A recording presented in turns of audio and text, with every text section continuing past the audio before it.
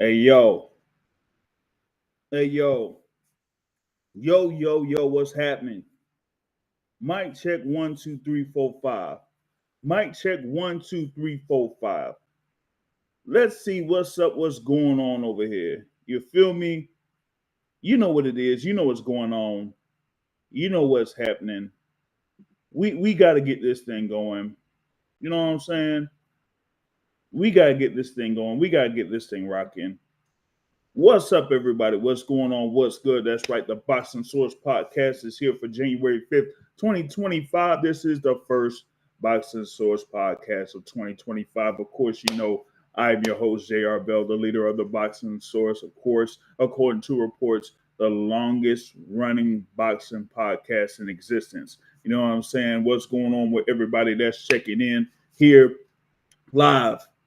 We got a few things here that we're going to be talking about. I know we're pretty much getting started here with 2025. We know about most of the fights that are on the schedule for 2025. We're going to focus on a few key bouts that are here for January of 2025, and then also touch on some stories that went through the airwaves here over the past week in the sport of boxing. That's what we're going to, try to get on here, man. He says, "Yo, what's going on with the live chat? You talk about let's talk violence." Hey, man, listen, hey, there ain't really that much going on here in the boxing schedule so far until what it is about January 8th, man. We got a fight coming up there, and we got to see what's going on with that. Plus, more in the boxing schedule that's here coming up later on down the line. You know, Jai Opetaia is going up against David Nyika or Nyika there. When he is going to put up that IBF cruiserweight title there. But also, we're going to have a few other fights that are coming up in the month of January, including Naoya Inoue going up against Sam Goodman. Finally, Sam Goodman stepped up to fight Naoya Inoue or whatever it is. Yeah, I know that the original scheduled fight was postponed, but listen, postponing the inevitable on that sense. But we want to get to a couple of stories here, man.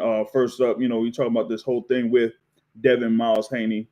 Yeah, Devin Haney, the former undisputed champion at 135 pounds, the former WBC champion at 140 pounds, right? And yeah, they're saying that the WBC has him as a WBC champion in recess, but just really kind of stumped at that one. Yep. Yo, what's going on with the topic, man? The topic TV in the building, man. Yep. You got Steven Nelson versus Diego Pacheco coming up. That's going to be a really key bout. Also in the super middleweight division, you got Diego Pacheco coming up the ranks there in the super middleweight division, particularly in the WBO rankings. You have Steven Nelson came up undefeated, had an extended layoff.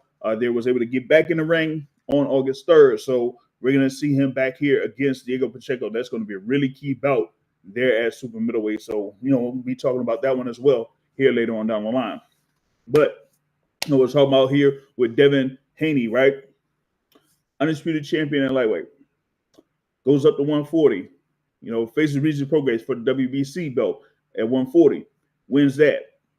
Then we saw what happened in April of last year against Ryan Garcia. And it is what it is on that.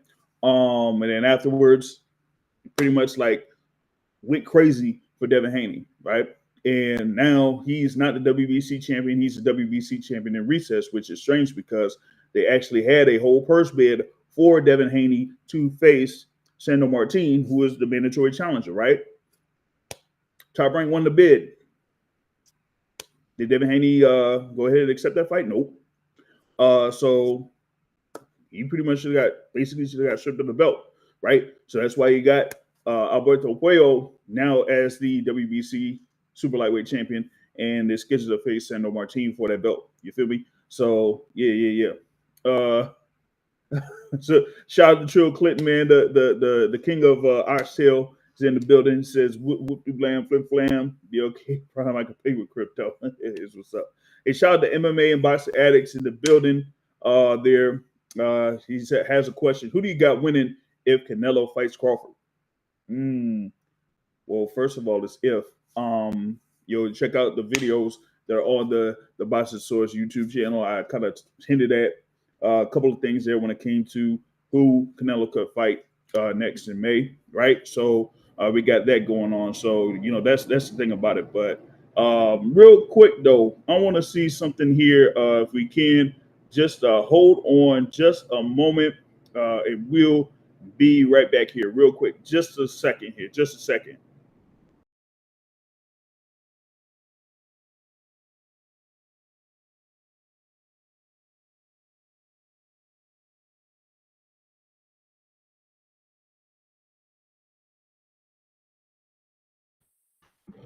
All right, yo, we back here in the building. So we got that question there in reference to Canelo and Terrence Crawford. Real quick, actually for that one, I got Canelo Alvarez on that. So I feel like that's the thing there. Shout out to L Dub Boxing in the building. L Dub, of course, got his channel on YouTube too. Y'all check him out. What's good with you? MMA and Boxing Addict says, do you think Crawford's power will carry up? That's a good question. For me, Crawford is more of a guy that is a instinctive fighter or a reactionary type fighter. Great counterpuncher, but that's the thing about it. You have a great counterpuncher in Terrence Crawford against a great counterpuncher in Canelo Alvarez. And particularly you seen with Canelo Alvarez in his past few fights. A good example is his fight against Jaime Munguia last year, where he was able to score the knockdown, pretty much was backing up to the ropes, and he landed a hook, uppercut, and then another hook combo to put Jaime Munguia to the canvas, although that last hook didn't really land as much as the uppercut did. But you see that Canelo is a great counterpuncher and is able to use range and distance very well. Also, Terrence Crawford does. But the thing with Terrence Crawford, just going on that, right, is that for the majority of his fights that he's had over the course of his career in the 140 and 147 pound divisions, he's had the like I said, the dimensions or the measurements that kind of like give him an advantage as far as like his, not necessarily his height, but his reach. He had like it's long, reach as far as like his wingspan when it came to his fights in the 140 and 147 pound division. So he could use that to his advantage, being a good gauge of distance against his opponents. And actually, a great example of that was his fight against Errol Spence Jr., where he was able to actually see from the get-go that he had a longer reach than Errol Spence Jr. While Errol Spence Jr. does have a fairly good jab, if he's not particularly in range, and actually with Crawford being able to, jab pretty much above or have the more range against Spence's jab, then that was pretty much it from that particular point. But I feel like he wouldn't necessarily have that advantage against Canelo Alvarez if they did fight. So that's why I feel like Canelo Alvarez would have the advantage in that particular instance. But at least for me, I don't think that particular fight is happening next. Even though it would be a very lucrative fight for both fighters, I think just the business of boxing, so to speak, kind of like prevents that from happening. You feel me? All right. So with that being said, I'm gonna get back to what I was talking about with Devin Haney. All right. Like I said, had the WBC title at 140 pounds, ended up relinquishing that title at 140 pounds.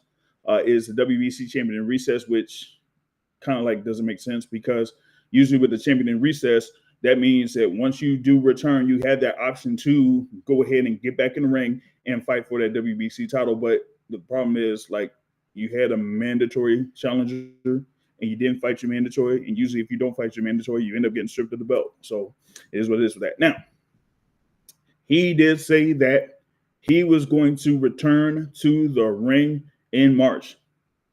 That was, posted on his Twitter page, Twitter X, whatever you want to call it. Today, tomorrow, next week, it is what it is. But he said he's coming back in March, right? And then what it said, man, on man, BLK Prime, man, I'm like, who be representing BLK Prime, on this joint here for Twitter or whatever it is. I don't know what's going on with that. You feel me? I don't know. Maybe that was like something there that was a crazy thing there as far as like a retweet or whatever it is, right? But it had like some folks thinking that that Devin Haney will fight on BLK Prime. Man, I don't know about all that, man. I mean, I don't know, man. thing about it is like, hey, if they got the money, then they got the money. Because like I mentioned before with Devin Haney, right? Had the whole thing with the mandatory order to face Sandor Martin. Only one promotional company bid for the fight. Top Rank. Top Rank won it. I guess, Haney was due about what? 1.3 to 1.6, right? And well, given that Devin Haney was getting like $3 million guarantees over in Matchroom or, as a free agent and, had like a, good payout when he had his fight against Vasily Lomachenko, going from that to, as they say, quote unquote, losing to Ryan Garcia, that definitely diminished his value. So that's why you had with the first bid, nobody really, pretty much bid except for one, and that was Top Rank. And we, know about what we know about what Eddie Hearn said. It's like, hey, listen, I thought they had, Devin Haney Promotions. I thought they were able to, do their own thing. So why didn't they bid on themselves? You feel me? So we'll see.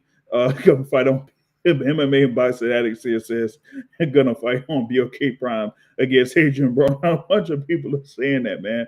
Hey, listen. Well, I don't know about Adrian Broner, man. I don't know about Adrian Broner. But if he does fight on BLK Prime, it might be against a fighter that recently defeated Adrian Broner. Woo! Blair the Flair Cobbs. Yeah, man, it could be Blair the Flair Cobbs. I mean, it would be something. It would be crazy. Now, here's the thing about it, right? He got Blair the Flair, right?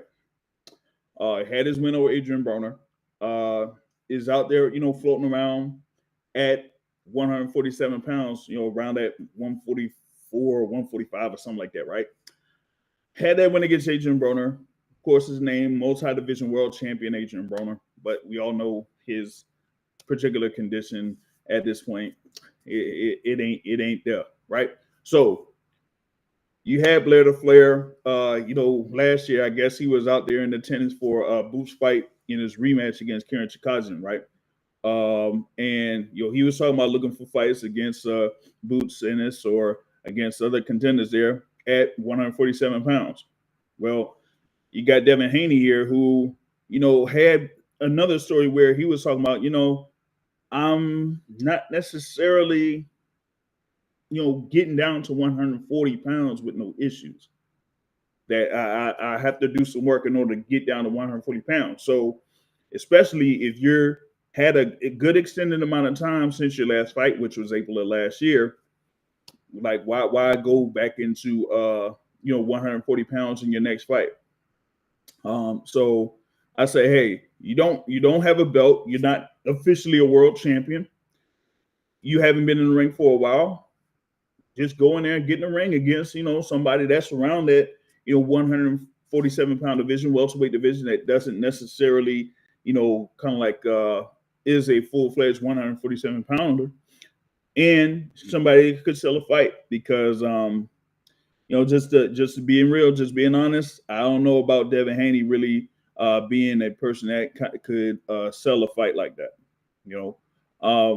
We've had multiple instances where he has been the main event for bouts in the past, and didn't necessarily bring in the overall interest that was necessary, unless it was something there like his bout against Regis Prograis, right? So, like if you had like his fight against Jojo Diaz, maybe Jorge Linares, you had like what about what was it, a couple years ago? Well, a couple years ago, it was good now back against Alfredo Santiago. I was at the bout there where he fought Antonio Moran. Now, remember, in that particular instance, he was the main event for that bout because Alexander Usyk was scheduled to be on that fight card in 2019, but was out due to injury. So that's why you couldn't necessarily have I guess Devin really kind of like pull a crowd out there to the MGM National Harbor, but that ain't necessarily a big venue anyway. You know what I mean? We being around the area, we know that really ain't, a huge venue like that, right? So, with that being said, if you're saying that Devin Haney is getting back in the ring in March, number one would be key to see, okay, what would be the venue that would host this bout? Number one. And then number two would be the opponent. Those are the two major factors there for Devin Haney, because, I mean, this is really important for Devin Haney when it comes to his overall marketability and, you know, what he could do. You feel me? So that's the thing there. Shout out to Eldar Boxing Plug. He says there, hey, Adrian Broner and Blair Cobbs are signed to Don King. I would be surprised if either gets the Haney fight next. Hey, man, I'm telling you, I did suggest something with Don King and Devin Haney, man. I suggested this on shout out to Brunch Boxing. I suggested this on the Brunch Boxing thing yesterday, and they're like, nah. You can't be there with Don King. Hey, only in America, baby. But listen, don't be surprised if you see Devin Haney or BLK Prime facing one of those two fighters. Because listen, right? As we know there, right? He had the situation there with the WBC super lightweight title. Had the opportunity to defend that title against a mandatory challenger. But at that particular point, when they had the purse bid, that was pretty much the giveaway that said, hey, this is how much Devin Haney is worth on the, I guess, the quote unquote open market. And when you could only get paid out, what was the winning bid, then that pretty much tells you, what it was, man. Because I want to see here, man. I want to see if I could get into what it was for that particular purse bid, right? Because that really just tells you how much he was overall worth, right? So they talking about the winning bid was by Top Rank for $2.42 million total. And like I said, you would have had Haney getting about 1.5 million on that, right? So you going from 3 million to 1.5, that knocks you down. That knocks you down pretty much half, 50%, right? You know what I'm saying? So that's the thing about it, man. I wanted to see if I could go ahead and share that joint here, man. This is coming from Lance Pugmire. Let me see if I could share this joint here real quick on the live, man. Big ups once again, big ups for everyone that's listening live here, whether it's on Rumble, on YouTube, or whatever it is. Hit the like button, hit the share button if you like the content here that's going on. So let's see here if I could go ahead and jump on to this thing here. Yeah, so I guess here's what the joint was. This is from Boston Scene through Lance Pugmire there, and this is back in June, right? Yep, June 18th, right, was when they had the whole thing with the purse bid. See, is Devin Haney's comeback fight from the Garcia loss was intriguing enough for Top Rank on Tuesday to make a $2.42 million bid to stage Haney's mandatory WBC super lightweight title defense against Spain's Sandor Martin. Now it's just a matter of if Haney wants to fight. He says something about that about Matchroom, a wild Matchroom, nasty work. He said on X, as I said, X, Twitter, whatever you want to call it, in reference to one of his former promoters who went silent during the purse bid. I should have bid myself. According to the WBC's purse split rules, Haney would receive just over $1.5 million for the bout in competition for more, given his position of popularity, while Martin would have earned more than $600,000. And I'll pretty much stop right there, right? So, with that being said, right, if you got Devin Haney just be due about a little bit over $1.5 million, and like I said, he was used to making about $3 million. You feel me? And that's the thing. You going from 50 cents, hey man, 50% off. You getting a 50% off sale with Devin Haney when it comes to a potential fight against Sandor Martin. And he was like, nope, you know what? Nah, I'm good on that. I'm good on that. So that's why he ended up having the belt relinquished in the first place. All right, real quick here, man. Shout out to Talk Trends in the building. It says Devin's fight Matias. That sounds good for him. And I'll talk about Subaru Matias here in a little bit because, I had that as another one of the topics here for this particular podcast because, right. Hey, he says, don't blame Matchroom Boxing. Devin took the undisputed fights to Top Rank. Hey,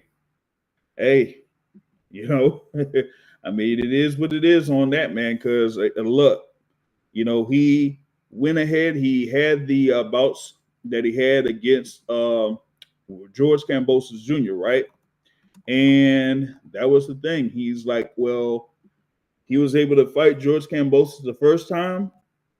Come up, what is it, undisputed then? And then have a rematch. And in that same rematch, what was it? Ended up being in Australia again. But that also goes through something in reference to the overall drawing power of Devin Haney, right? He was coming in there as the WBC lightweight champion, vying for the undisputed championship. And at that point, you would have thought, hey, he would have been known enough to be the one to kind of have the fight maybe hosted in Las Vegas or in, Oakland or San Francisco or whatever for the undisputed. Nope. It was in Melbourne, Australia. And not only that, the rematch was in Melbourne, Australia. You feel me? So if you're the guy that has the backing or the history that Devin Haney had up to that point, you would have thought, hey, maybe he could have pulled up all the people to try to get enough interest to have the bout in the States, but that didn't happen. So yeah, but that's the thing, man. George Kambosos, was co-promoted, through Top Rank and through whatever thing they had there over in Australia. I forgot what it was, man, but it wasn't like no ferocious promotions at that time. Nah, it wasn't that yet. And it's funny because guess what? George Kambosos is now signed with Matchroom. That's funny, ain't it? All right, but that kind of tells you that Devin Haney really didn't necessarily have all that pull to try to get the fighters to go over and fight him. You feel me? So we'll see. Shout out to Absolute, right? He believes that Devin Haney will come back stronger than ever. We got to see it. Because like I was mentioning, pretty much last week, that 2024 was not good at all for Devin Haney. Not good at all. Not just with what happened against Ryan Garcia, not just with the aftermath of Ryan Garcia, but of course, folks know about the stuff that's going on outside the ring. I really don't talk about it that much, so I'm gonna leave it at that. But now, here it is. Like, this is where a number of people will be interested to see what Devin Haney's next move is, what his next opponent is going to be. And here, if it's looking like maybe it could be on BLK Prime, now you got to think about who he could have as an opponent, or where he could fight at, whether it's at 140 pounds super lightweight or 147 pounds welterweight. So that's the thing about it. It's Talk Trends, shout out Talk Trends on the live chat saying, I thought Top Rank would have signed Dev real if they was doing good business together. I mean, hey, sometimes if it don't make money, it don't make sense. It's like, look, Devin Haney, I mean, he's undefeated. I saw him beat George Kambosos twice, but I'm still mad that he had the win over Lomachenko. Those judges robbed Lomachenko. But I don't know. Maybe that was it. But as far as like that fight against Lomachenko, I think that was probably the last time that Top Rank held a pay-per-view event pretty much on their network, or ESPN Plus pay-per-view or whatever it was. That was probably the last pay-per-view event that Top Rank has had up to this particular point. I don't think they had one boxing event that was on pay-per-view last year. Not one, So that's the thing with that. 2025, Dev got to sign with a network, or most of the company got something. Hey, man, listen, we just had some recent talk about him. Like he could have been out there with PBC or whatever it is, or something there. Maybe they could have something working with. Maybe Netflix could have something with another event going on. I don't know. But right now, when it comes to signing with a network, I mean, a lot of these organizations, whether it's through Amazon Prime or the deal that Top Rank currently has with ESPN, and now multiple other promotional companies now with DAZN, it's really key to try to figure out what your direction is going to be for the for the future, depending on who you sign with or who you align with. You know what I mean? Yair's corner says, "Yeah, you sound just like Bob. Come on, chef. Come on, man. Come on, man." He said, "Hey, man," it says, "Sign up with Jake Paul. He could get you Ryan's rematch." Now, over the course of for months last year, I said the best route for Devin Haney at that particular point was a rematch with Ryan Garcia. What about if you would have had a rematch between these two fighters headlining about on Netflix? That could be something. That could be something.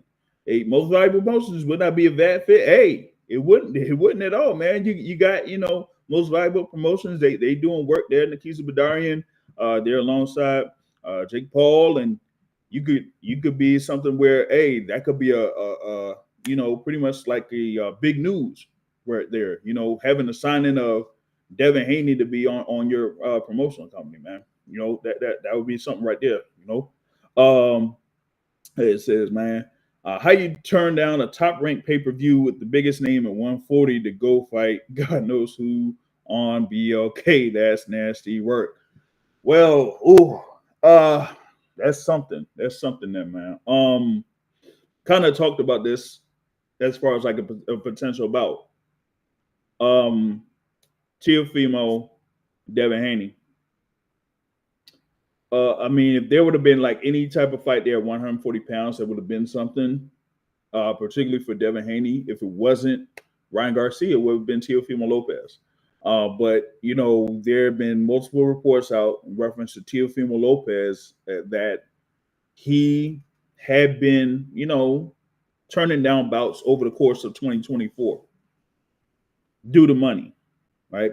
So a potential bout between Teofimo Lopez and Devin Haney, you could imagine what both of them were asked for that particular bout. So for me, from my perspective, I just didn't feel like that would have been realistic. Teofimo Lopez reportedly turned down the fight against Ryan Garcia, reportedly turned down a fight against Brian Norman Jr. So that just gives you an example right there. You know what I mean? It says, it's interesting to see what Haney does. MMA Boxing says, won't be excited to watch him fight again until he runs that back with Ryan Garcia. Hey, see, and that's why I say, hey, what about that idea? Rematch, Devin Haney, Ryan Garcia on most valuable promotions. And then you put it on Netflix. I mean, hey, what about it? Hey, why not? I would do that, Let's see. Sandor's on ESPN. Shout out to Dan the Boxing Man out here in the building. So Sandor's on ESPN. Tio on ESPN pay-per-view. Liam Powell's on DAZN. All better options than BLK Prime. Yeah. I mean, like I said what I said in reference to Sandor. I mean, he has that, deal there with Top Rank ESPN or whatnot. He's looking like he'll have a one-off against, Alberto Puello. But outside of that, like particularly if he beats Alberto Puello, maybe you could redo it. You know what I mean? But you got that. You got Tio. Another good option. Y'all could have tried to work something out for that. Liam Power. Well, I mean, Liam Power recently lost that IBF title to Richardson Hitchens. So now Richardson Hitchens is the IBF champion there at 140 pounds. But that's still another thing there where Richardson Hitchens is under Matchroom Boxing. And we all know what happened with, Devin Haney and Matchroom Boxing. So really tough situation there for Devin Miles Haney. You feel me? Um, hey, listen, we just got to follow what's going to happen here with Devin Haney because, like I said, a move to BLK Prime. I mean that ain't looking all too hot, man. I mean you're still there. You still have that record of 31-0, 15 wins by way of knockout. Some people may have considered Devin Haney to be among the bottom 5 there in the pound for pound top 10, given his work in the lightweight division and then him coming up to the super lightweight division, right? But couldn't necessarily do that. And now, after what happened on April 20th of last year, it's like, what's next for him? Now, him at 140 pounds, I got something out for him, a suggestion. But I'm not sure if this particular fighter is still competing at 140 pounds, right? And that is the former undisputed champion at 140 pounds, and that's Josh Taylor. He's had 2 losses, and they've basically been real tough losses for Josh Taylor. And the thing is, with Taylor, I felt like in both of those fights, it looked like it was more about him kind of like getting down to 140 pounds because he really couldn't move that well at all in either one of those fights against Teofimo Lopez or against Jack Catterall. But with all of these other fighters at 140 pounds, it look like they have something pretty much locked up here coming up for 2025. That's another suggestion there for Devin Haney is Josh Taylor. But Josh Taylor being, there also with Top Rank, kind of like seeing if he's still there at Top Rank. And we all know about, what Bob Arum was saying there, dealing with Josh Taylor against Jack Catterall. I'm not bringing another fighter into the UK to fight. All right, so yeah, I don't know how that's gonna work either. You feel me? Another suggestion there. Dev versus Rolly. That could be another possibility. Devin Haney versus Rolly Romero. I would like that, right? If you ain't gonna have Dev versus Blair, the Flair Cobbs, yeah, I said it. If you're not gonna have Devin versus Adrian Broner, have him going up against Rolly Romero for the promotional standpoint. I mean, like I said, hey, if there's anybody that could talk, it's Rolly Romero. If there's anybody that could talk, it's Rolly Romero. So that's the thing, man. If you could have Devin Haney in there against Rolly Romero, that would be something. But once again, it's all about the money. That's been the thing for me. It's all about the money with Devin Haney, man, because that's kind of been the whole thing that kind of like has things stuck when it comes to what he's going to do next and him going forward is if he's able to do that. You know what I mean? So I have to see how that goes here real quick. Let me see here if I could try something here in a bit, right? So I'm not sure if I want to go ahead and do this because I've said this a couple of times before, and seems like a number of folks have been, really reluctant to do so. But I'm going to see here if I could go ahead and see if I could open the phone lines. But I will see, though. I will see. Let's see here if I could do that. I'm wanted to see if I could go ahead and open the phone lines. But you know what I mean? I'm not sure if we were able to do that here for the people. You know what I mean? So we'll see that. MMA Boxer Addicts here in the chat says a Rolly could be bad news for Dev. I mean, it could be, man. I mean, we saw what happened with Rolly Romero against Isaac Cruz. But I don't know. He says, hey, Rolly's power touching the chin of Devin Haney. Hey, we got to see that. You know, Rolly, right? We got to see if he could go ahead and touch the chin there, Devin Haney, because that was a key part of Devin Haney's fight against Ryan Garcia. Was that he was kind of surprised at partially the power, but the speed there of Ryan Garcia. Now, if you have Rolly Romero is like a quick twitch type of fighter, maybe that could pose an issue there for Devin Haney if they potentially fought. But yeah, that could be another possibility out there for Devin Haney. You feel me? So we got to see how that works there as well. So I'm gonna see here, man. Hold on, just give me one moment because I will see about let's see here. If I could just go ahead and do this. And y'all gotta if I'm gonna do this one more time. I'm gonna do this one more time, y'all. Y'all better not be scared if I go ahead and do this, man. But I will go ahead and supposedly open up the phone lines there. Let's see here if that could go through, right?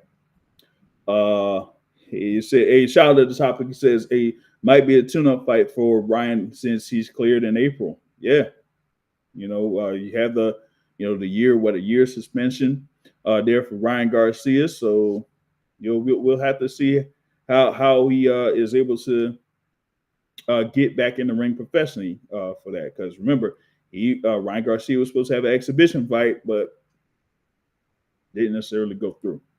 You know what I mean? So we got to see how that goes, right? Word. Now, with that being said, let me see here what's next up on the docket, right? All right, so you got Teofimo Lopez. Yeah, Teofimo Lopez is the lineal champion at 140 pounds, holds the WBO title. Said what I said in reference to Teofimo Lopez from last year, right? Could have been in position to have some big fights there at 140 pounds or 147 pounds. It didn't necessarily get those, right? So instead of fighting like a Ryan Garcia, you ended up fighting Jermaine Ortiz. Instead of potentially going up to 147 and challenging for the WBO title, after he had his fight with Steve Claggett in Miami Beach, he didn't have another fight in 2024. So we could have had pretty much about 3 fights in 2024. Okay, you could have the whole thing with the Ryan Garcia joint and fight Jermaine Ortiz. You could go ahead and have the fight against Steve Claggett, but that open opportunity to fight Brian Norman Jr. in December for that WBO welterweight championship, he could have had that, but he's like, nah, that I'm good on that. Now there's been a report that he could be back in the ring in March. Could be March 15th, potentially, defending that WBO super lightweight title against former IBF champion Subriel Matias. Yes, Subriel Matias lost that IBF belt to Liam Power in Puerto Rico last year. Had like another bout to get back in the win column. He was up to that particular point one of the more dangerous fighters in the 140-pound division before he got outboxed by Liam Perro, right? So it would, on paper be an interesting bout between Teofimo Lopez and Subriel Matias. But at least up to this particular point, I kind of like reached out to a couple people here and there. Haven't seen anything that has this locked down as actually happening, as of yet. I talked about the whole thing with Devin Haney being someone who lacks drawing power. Got another one that lacks drawing power. Just to be honest, Teofimo Lopez. I'm like his last 2 bouts. Come on, y'all. Like Jermaine Ortiz at the Michelob Ultra Arena in Las Vegas last February. What was that? Super Bowl weekend? Come on, man. Steve Claggett, Miami Beach, in the what it was, that same arena that Muhammad Ali won the belt like 55 years ago or something. Come on, man.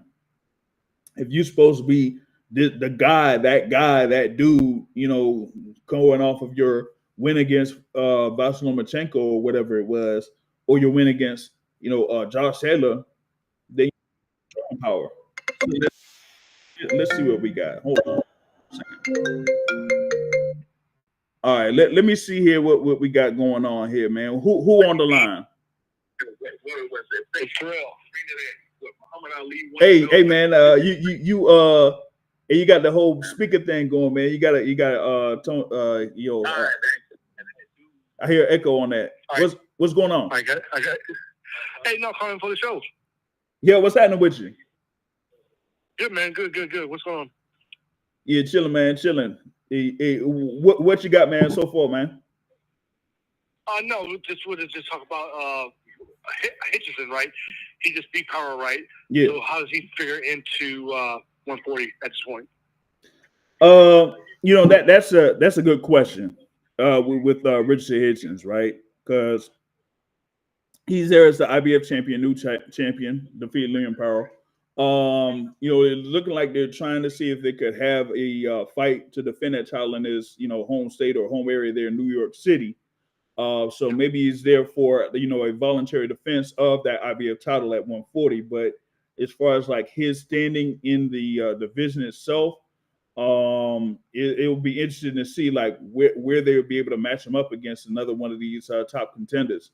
Maybe they get him there against maybe a Jack Catterall, because Catterall is a top contender there in the IBF, right? So you probably have Hitchens there in about to defend the IBF belt, and then maybe go up against Jack Catterall later on down the line, unless Catterall. I thought Catterall had like something else set up, another fight setup that's coming up later on this year. So I gotta go ahead and verify that. Yeah, he's going up against Arnold Barbosa in February 15th. So if Catterall gets that win over Barbosa, then there's no other method out there or thing out there for him but to go ahead and have that title fight against Richard Hitchens later in 2025. Yeah, because I remember after Hitchens won his fight against Powell in the ring, he said that he wanted Teo for a big fight in New York. And I'm sure that would make a great fight. But in boxing, as we say, is it the right time for that fight, right? So, of course, we all love a unification fight, but once again, is at the right time. So I think what you mentioned about Catterall probably makes a more viable option at this point for Richard's immediate future in that regard. Yeah, for sure. Like, I mean, it would be an interesting fight if you would have a Richard Hitchens, going up against Teofimo Lopez, there, particularly in New York. So we had to see, how that would go in that instance if they were able to make that fight happen. But remember, you got Richard Hitchens there with Matchroom, Teofimo Lopez there with Top Rank. They've worked together on a couple of fights in multiple occasions before. Would they be able to do it again here in that case for a unification? That remains to be seen. Yeah, but just I'm sorry, I missed the first part. What's this mention with Haney and BLK Prime? What's up with that? Well, it's like there's been some rumors out there that maybe Haney will return to the ring on BLK Prime. He did say that he will be getting back in the ring in March, but then there was something about him getting back on for BLK Prime. So we have to see how that goes there on that front. Let's see, man. Hey, we got another thing on the line too. All right, so yeah, that's what I was talking about in that instance. Yeah, and what's funny, if you can bring just really quickly bring down the timeline for BLK Prime. Remember when Crawford fought on there? I guess I think Alanesian, I believe it was, right? Even when they first announced that they were interested in boxing, they didn't have a website, right? Remember all that stuff and everything? Yeah. And what they were known for, I think, pay-per-views for stuff. What were they known for before? They had other things going on with the actual BLK. But they've had a few other events there on BLK Prime. So we got to see how that goes. Yeah. All right, we got. Yeah, but I said they didn't have. I'm sorry, go ahead. Yeah. So that's what the thing is on that. I think we had like a Real quick, a 240 that was calling in. I'm gonna see if I can get you on here in a bit. Here later on down the line. So if you can just hold on just a minute, and then we'll get you back on here. Yeah. So yeah, Terrell. That's what I was saying. For what was going on there with Devin Haney and BLK Prime.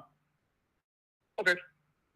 I will jump off and let you to other people. I'll keep on listening. Okay. Thank you. All right, for sure. Thanks, Mike. Yep. All right. All right. So yeah, that's what's going down there. Like I said, with the whole thing on BLK Prime or whatnot. But I think we had like a 240 that was about to jump on here. So 240, if you could call back, you'll be able to jump on the line here on the Boxing Source podcast here.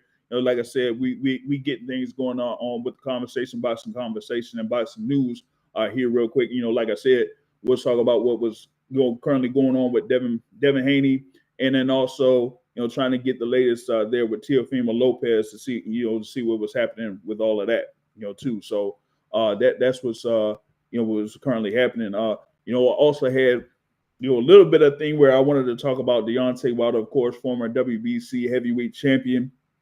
Didn't have good luck in his past two fights, against Joseph Parker and against Lei Zhang, but looking like he is pretty much like on his way back to the ring, right?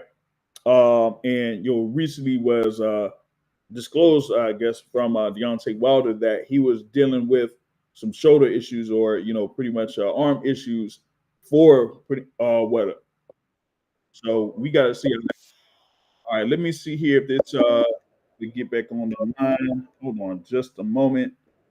Should be able to get on. Let me see here. I think it's still hold on. Let me see here if this is what's going on. Let me see something. Hold on a minute. You on? All right, hold up. No, that ain't it. So yeah, I thought I had someone else on the line there for that. But let me see here if I could try something real fast though. But yeah, the thing there with Deontay Wilder or whatnot. Let's see here. Maybe you could just get back on here for just a second. Hold on, just a minute. Let me see if I can try this. You feel me?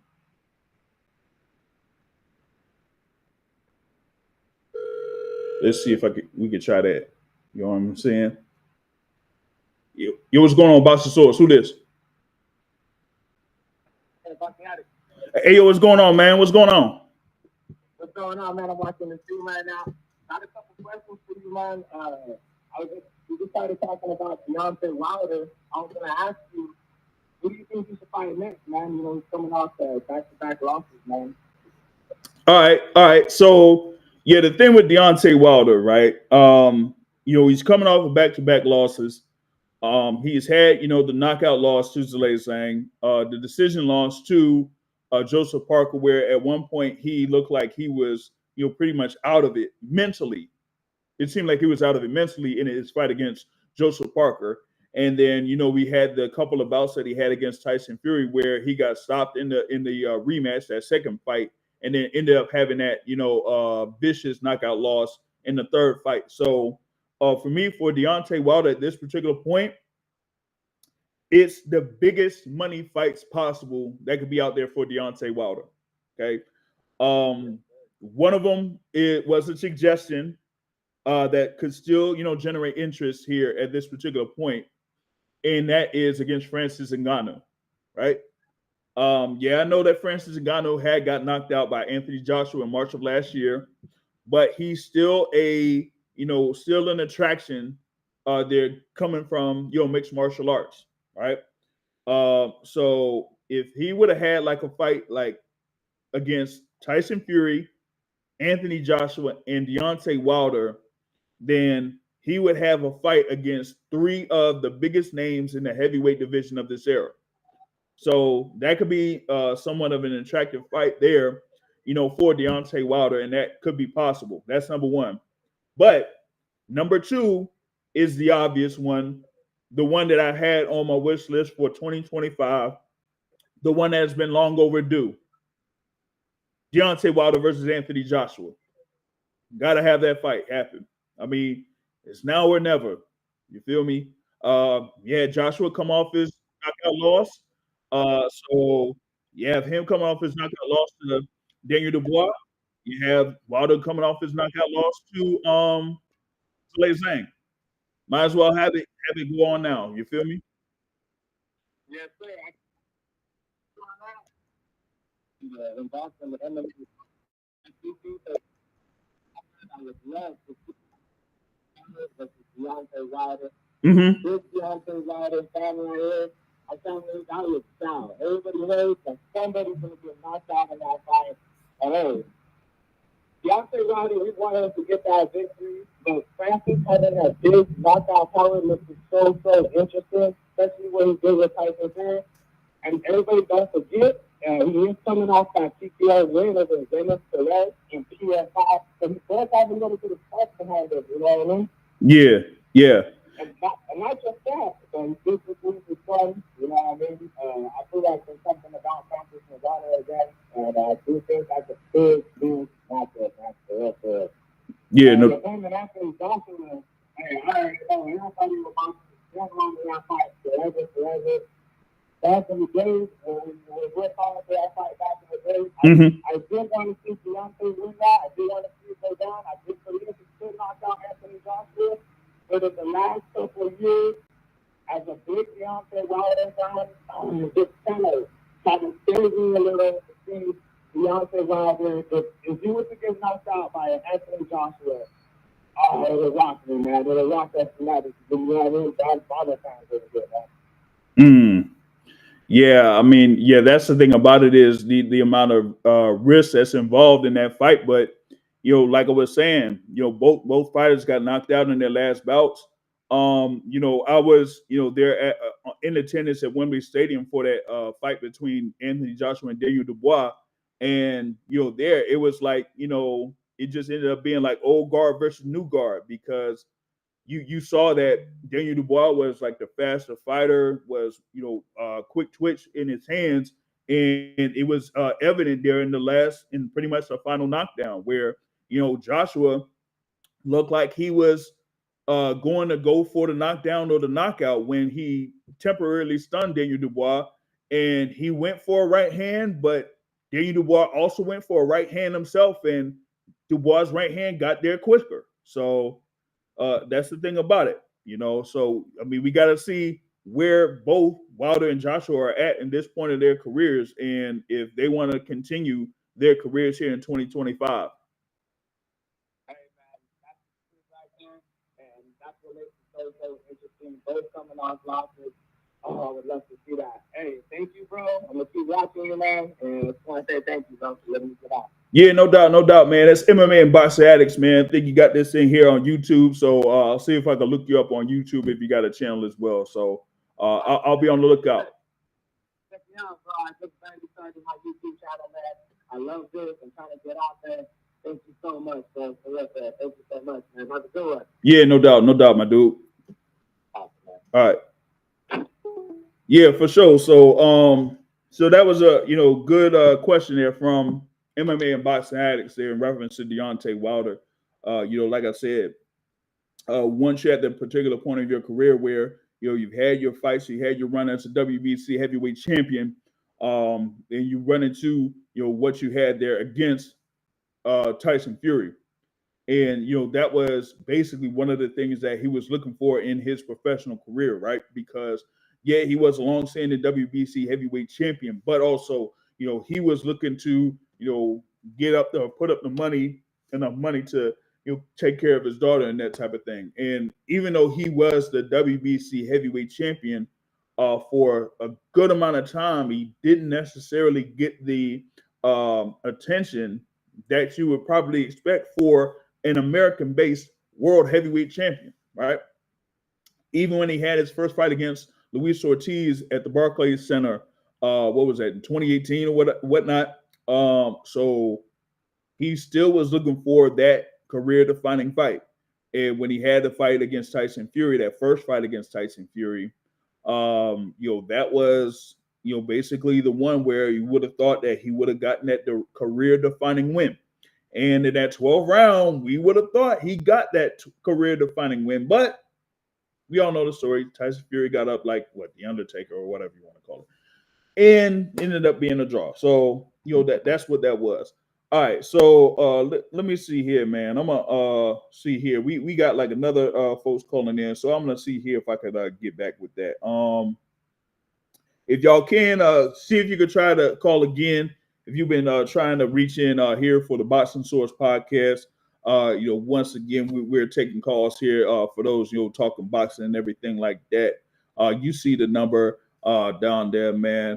We got a number of things here. Like I said, we're January. We got a few fights that are coming up here in January. So if you want to talk about that as well, you hit us up 571-449-7217. You know what I'm saying? You also could support the Boxing Source by hitting the Cash App there, $ the Boxing Source. Be part sponsor here for the Boxing Source podcast. Actually, we got some big plans here for the Boxing Source, at least starting here in January and going into February, because we got a big event that's coming up on February 1st that I think that is going to be one of the fights of the year. Yeah, and you just put up a question now. You said, forgot to ask, who do you got for David Benavidez versus David Morrell Jr.? Well, I mean, since you just got on here for through the Boxing Source podcast, I can't necessarily answer this question right now, but you will get more news in reference to this particular fight here on this channel real soon, okay? Because you will definitely see me in attendance for that particular fight. That's going to be the fight of fights, right? You got two undefeated fighters there, right? Real quick. You got two undefeated fighters there. David Benavidez, of course, was WBC champion at super middleweight, didn't necessarily lose his belt in the ring. Moves up to light heavyweight, has a win over Alexander Gvozdyk last year, part of that, Tank versus Frank Martin card in June of last year, right? You got Davis Osvaldo Morrell Jr., WBA regular champion at super middleweight, undefeated, goes up to light heavyweight, has his fight against Radovich Kalajic on the August 3rd card in Los Angeles, right? And this was at super middleweight. They've been talking about having a fight there at super middleweight. It just didn't necessarily happen at that point. But now both of them are at light heavyweight. And this is a fight between two guys that, I mean, some people say clearly are the two in the top 5 fighters in the light heavyweight division. And they've each only had one fight at light heavyweight. That's how talented both of these fighters are. And if y'all seen what happened in the workout over in Miami, like, listen, this is a rivalry upon rivalries. Now, like I said, if you look into a couple of things here with this particular channel, and also who I've been affiliated with when it comes to other podcasts and other discussions that have gone on, you'll pretty much figure out who I've been working with and who I'll also be working with here in the near future. You're gonna see that here within the next week or so. All right, so that's what it is when it comes to that particular fight. But like I said, that fight headlining the card there at T-Mobile Arena February 1st is going to be awesome. The card itself is awesome. You're gonna have a rematch between the Heartbreaker there against Cool Boy, right? You're going to have Isaac Cruz on the card. You're going to have Jesus Ramos Jr. going up against former unified champion Jason Rosario on that card, pay-per-view card. Man, yeah. Hey, yeah. Through the WBA belt, man. You never seen David Morrell that mad before. But I'm telling you, listen, you talk about when they say like old school rivalries and all that type of stuff, that's what this is, okay? Like neither one of these fighters like each other. And I'll just say this, the camps for both fighters, they used to have, they had respect for each other Now that's kind of a bit thrown out the window. Okay, so y'all gotta be ready for this fight coming up. I'm telling you, it's gonna be a massive, massive type of fight, right? Yep, for sure. Shout out L Dub. It says PBC should be announcing the prelims for the Benavidez versus Morrell card soon. I don't know if they go if I don't know if they locked up the fight though yet. Either when I was mentioning the Puello versus Sandor Martin. Actually, I think that's going to be on the card on March 1st at the Barclays Center. But yeah, you're going to have some preliminaries there for the Benavidez versus Morrell card, which should include John Easter on the card and also Kermel Moulton on the card. I think, they had pretty much like put out that they're going to be fighting on February 1st, right? So we're going to see if we have those guys with proper opponents here soon, because I haven't seen it at least on my notifications, when I get, notices for or updates for these events. So we're going to see here. So, and also I'm going to try to see if I could get John Easter on for an interview here before he's out there for the fight there in Vegas, scheduled for February 1st. So that's the thing I'm gonna be working on with that, right? So it's gonna be something right there, right? All right, bet. So, like I said, February 1st, you gonna see. I see it's gonna be a great card, and if you follow what's going on with the Boxing Source, you're gonna see a lot more content there when it comes to that event on February 1st. And I'm telling you, man, this one right here, man, I said this from a while ago. I said this reminded me of when they announced Terrence Crawford versus Sean Porter, when Terrence Crawford had just the WBO welterweight title. I said, hey, you know what? I feel like that's going to be a fight. This right here, Benavidez versus Morrell, oh yeah, it's going to be a fight. You could guarantee it. You can guarantee it. All right. So yeah, that's why I got your reference to that one, because I'm telling you that, man, when that was announced, I was like, man, I can't wait for that joint to go down, man. I can't wait for that joint to go down, right? So yeah, man. But also, we got some stuff going on here for the month of January and whatnot. We got this world title bout that's coming up here in the cruiserweight division. Jai Opetaia versus David Nyika or Nyika or whatever it is, right? But it's Jai Opetaia that's being featured there to defend that IBF Cruiserweight Championship, right? And, currently you got him. Of course, he's been, fast rising there in the Cruiserweight division. Had a couple of fights here in 2024.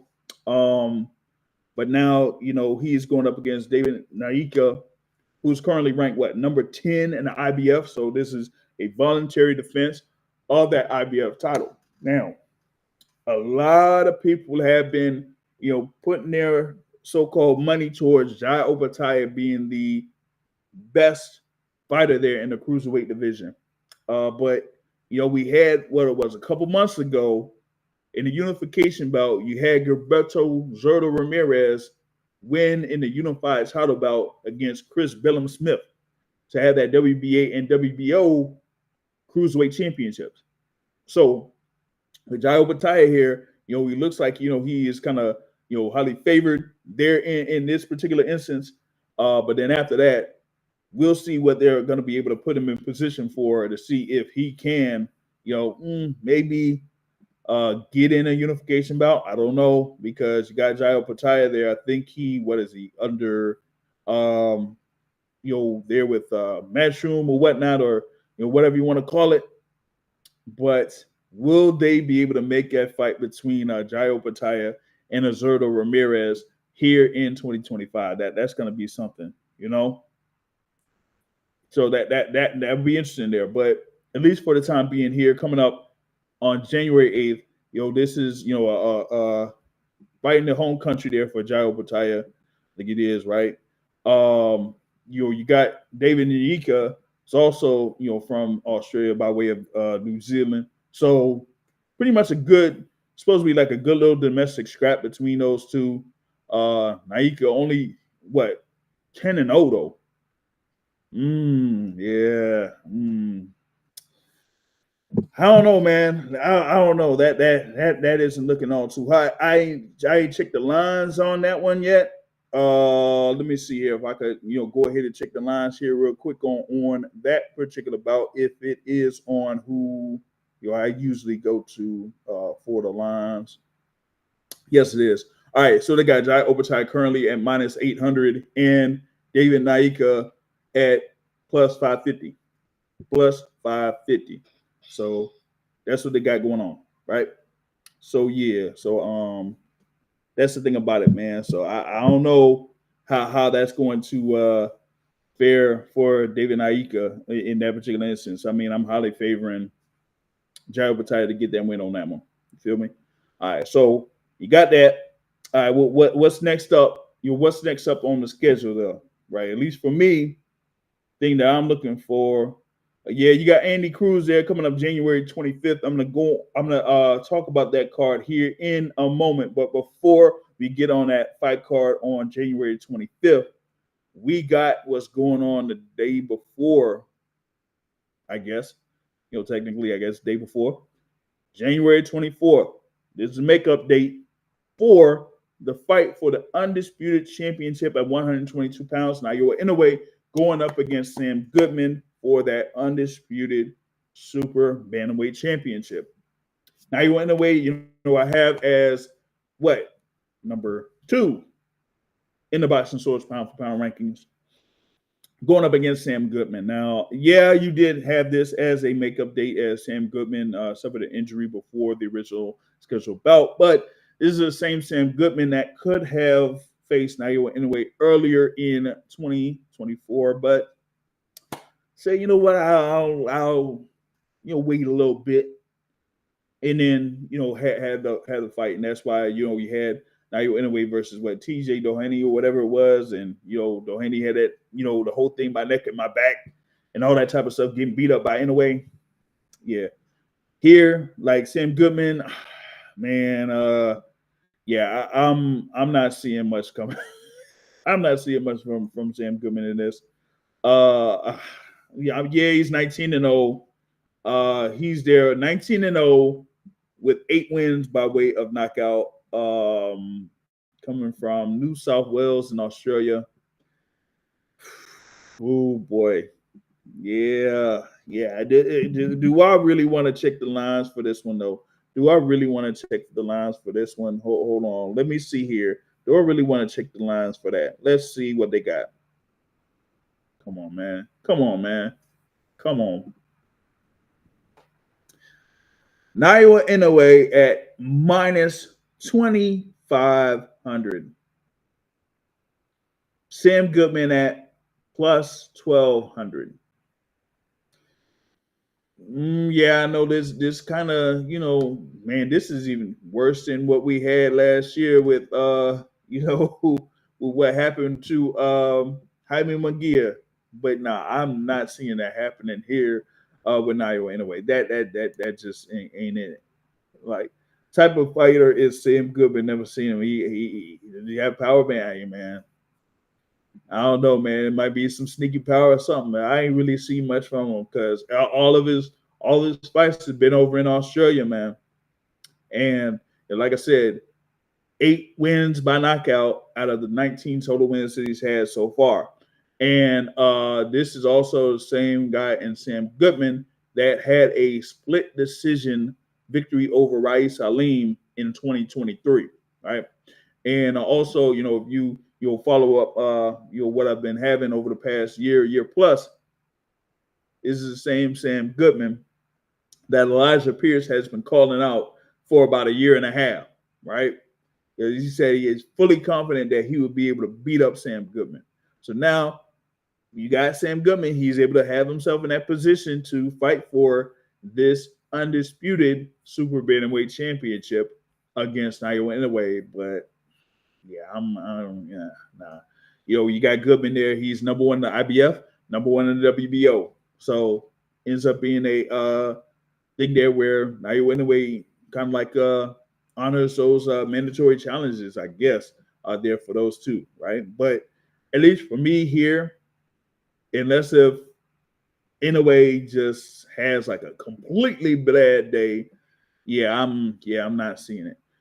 Folks are saying like, hey, I guess Inoue is waiting at 122 to eventually face who will be coming up in Junto Nakatani, who's currently the WBC bantamweight champion, but Nakatani ain't even unifying at 118. He's having a defense of that WBC belt at 118 in the same fight card where you had the WBA or whatever it is champ fighting on that same card. Like, come on, man. What are we doing? You can't even unify there in the bantamweight division. Like, nah. So if they're waiting for that fight, they might as well go ahead and have this fight between Inoue and Nakatani if they want to, because that would easily be the biggest fight in the history of Japan boxing. But we have to wait and see if that's going to go ahead and go down, right? So there's that, right? But yeah, that's the whole thing with Inoue versus Goodman. That's coming up January 24th. And then January 25th in Las Vegas. That is the fight card that's headlined by Diego Pacheco versus Steven So-Called Nelson. And like I said, that's going to be a really, really intriguing bout there in the super middleweight division. You got Diego Pacheco that is there at 22-0. Just 23 years old. They're competing in the super middleweight division. Right now, he is at number 1 in the WBO rankings, right? And then you got Steven Nelson, who is currently number 13 in the WBO rankings, but has had a higher standing in the WBO before his extended layoff, so to speak, right? That happened there in between 2023 and 2024, right? But now he's back in the mix. He had that win over Marcos Rodriguez on August 3rd of last year in Los Angeles, and now he's getting back here against Diego Pacheco. Now you got Pacheco there at 6'4", and Steven Nelson there at 5'10". So it's going to be an interesting matchup there to see how Steven Nelson is going to deal with the fighter there that's much taller in Diego Pacheco, right? And I want to see how that is going to shape itself out, coming on January 25th, right? And then also, as mentioned, you have there Andy Cruz going up against Omar Salcido. That's going to be a pretty interesting matchup between those two fighters there. Andy Cruz, of course, is the decorated Olympic champ, right? And he has been doing some work in the lightweight division already with just 4 professional fights.